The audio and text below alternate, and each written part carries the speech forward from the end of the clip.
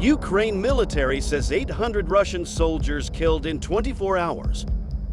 Ukraine's military estimated that 800 Russian soldiers were killed in the past day, mostly in fighting in the eastern Donetsk region, while Western allies pledged supplies of armored battle vehicles, but not the tanks Ukraine wants.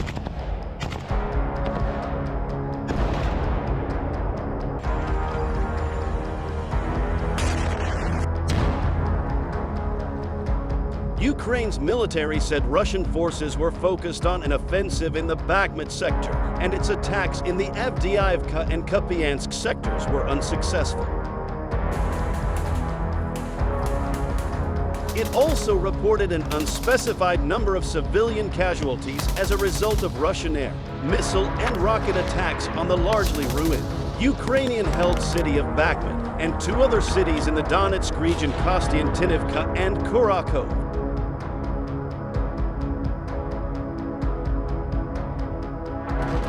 The Ukrainian deputy administrators say significant Russian losses meant Moscow would likely have to announce a second partial mobilization in the first quarter of the year. Reuters could not immediately verify the battlefield reports. President Vladimir Putin sent a frigate to the Atlantic Ocean armed with new generation hypersonic cruise missiles.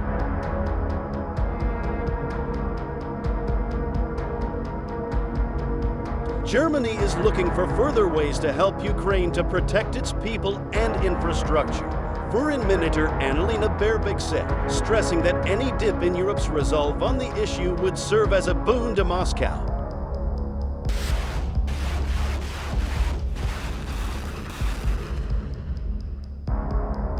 Ukraine's gross domestic product fell by 30.4% in 2022, the largest annual fall in more than 30 years because of the war with Russia, Economy Minister Julius Sviridenko said. French President Macron told Ukrainian President Zelensky in a phone call his government would send light AMXRC armored combat vehicles.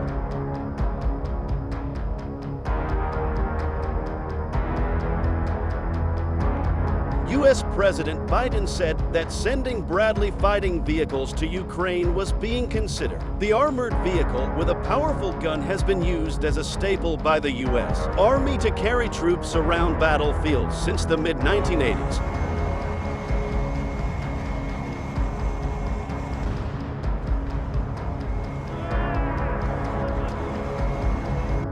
The United States is looking at ways to target Iranian drone production through sanctions and export controls, the White House said. Washington previously imposed sanctions on companies and people it accused of producing or transferring Iranian drones that Russia has used against Ukraine.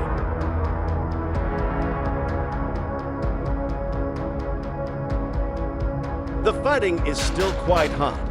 What we're seeing in Bakhmut we should expect to see elsewhere along the front, that there will be continued fighting in the coming months.